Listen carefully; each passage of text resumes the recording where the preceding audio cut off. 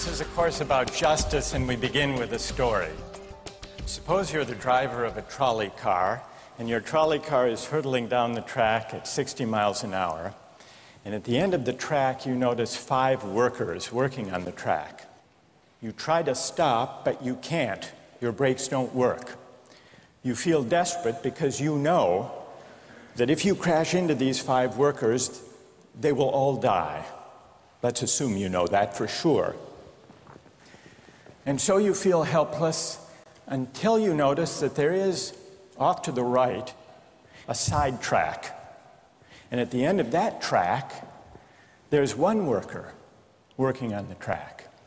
Your steering wheel works, so you can turn the trolley car, if you want to, onto the side track, killing the one, but sparing the 5. Here's our first question. What's the right thing to do? What would you do? Let's take a poll. How many would turn the trolley car onto the side track? Raise your hands. How many wouldn't? How many would go straight ahead?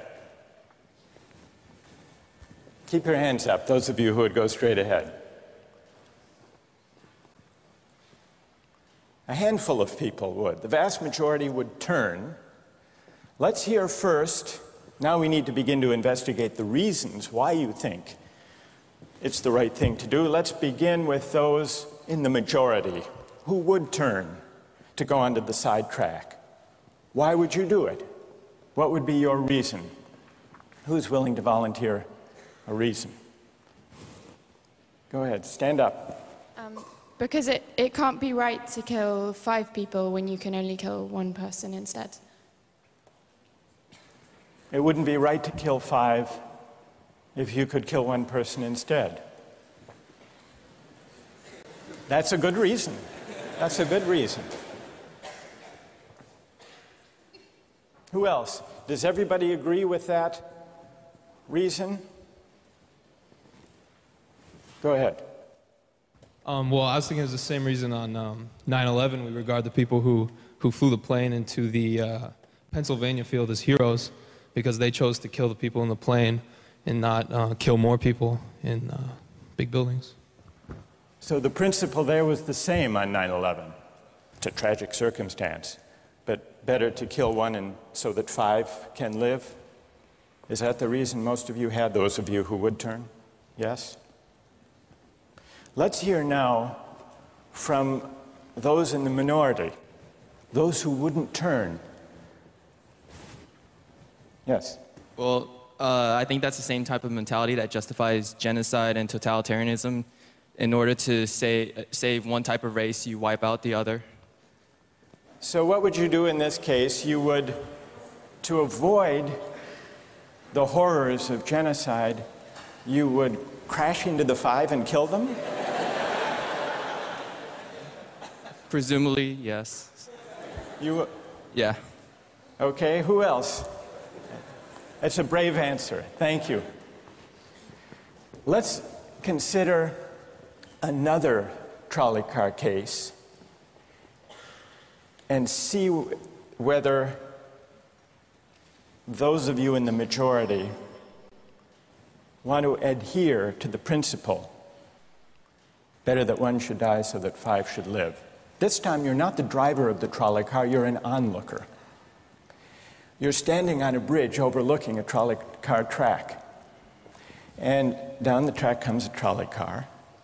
At the end of the track are 5 workers. The brakes don't work. The trolley car is about to careen into the 5 and kill them. And now, you're not the driver. You really feel helpless until you notice, standing next to you, leaning over the bridge, is a very fat man. And you could give him a shove. He would fall over the bridge, onto the track, right in the way of the trolley car. He would die, but he would spare the 5. Now, how many would push the fat man over the bridge? Raise your hand. How many wouldn't? Most people wouldn't. Here's the obvious question. What became of the principle?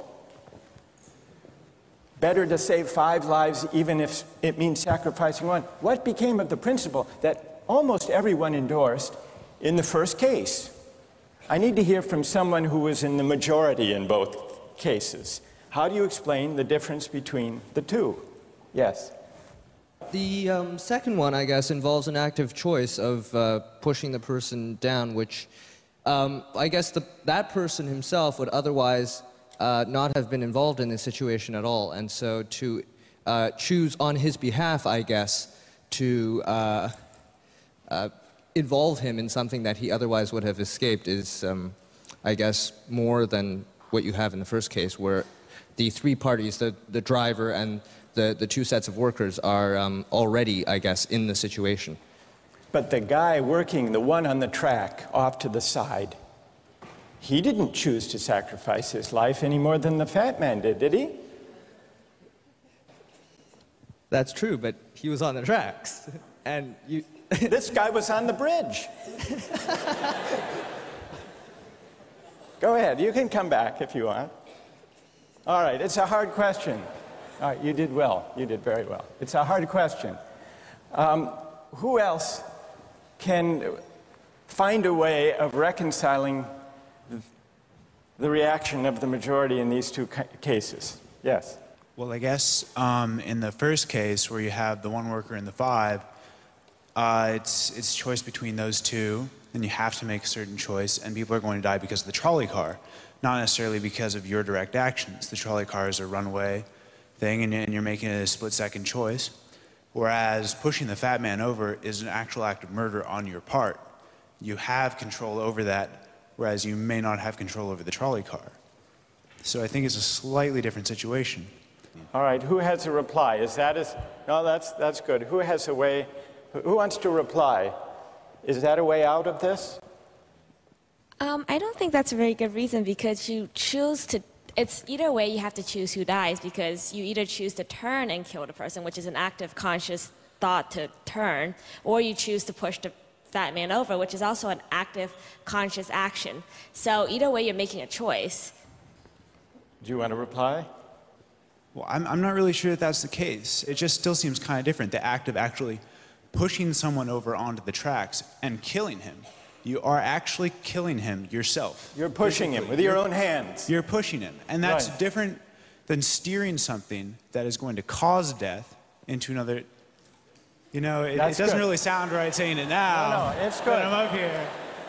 It's good. What's your name? Andrew. Andrew. Let me ask you this question, Andrew. Yes.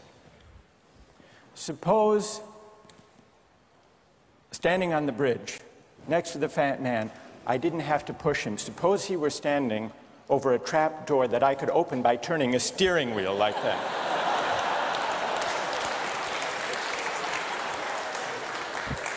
Would you turn? For some reason, that still just seems more wrong. Right? I mean, maybe if you accidentally like leaned into the steering wheel or something like that.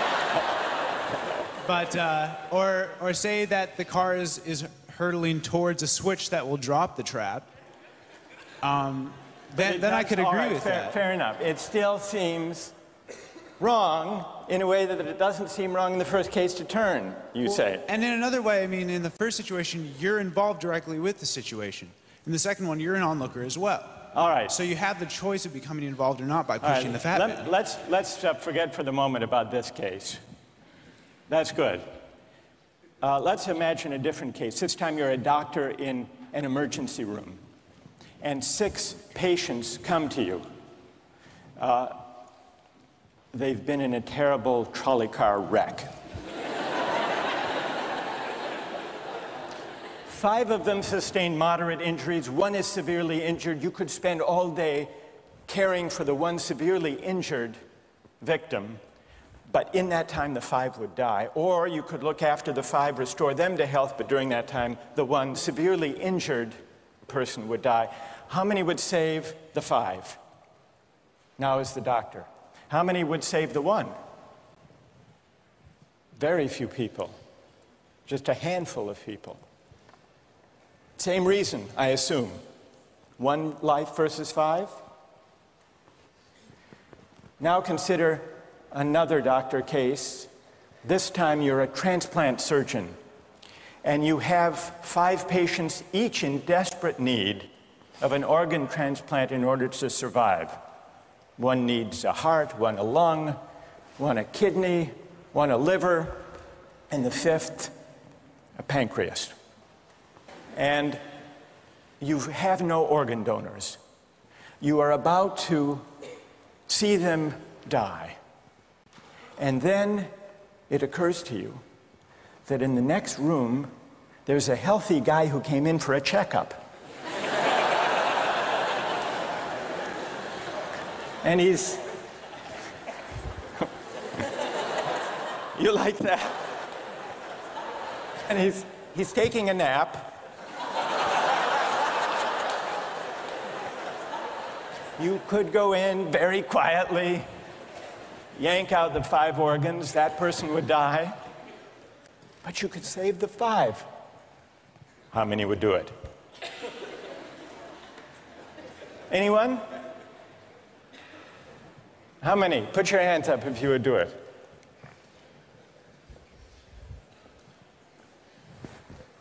Anyone in the balcony? You would? Be careful, don't lean over too much. What? How many wouldn't? All right, what do you say? Speak up in the balcony, you who would yank out the organs. Why? I'd actually like to explore a slightly alternate possibility of just taking the 1 of the 5 who needs an organ who dies first, and using their 4 healthy organs to save the other 4. That's a pretty good idea. That's a great idea, except for the fact that you just wrecked the philosophical point.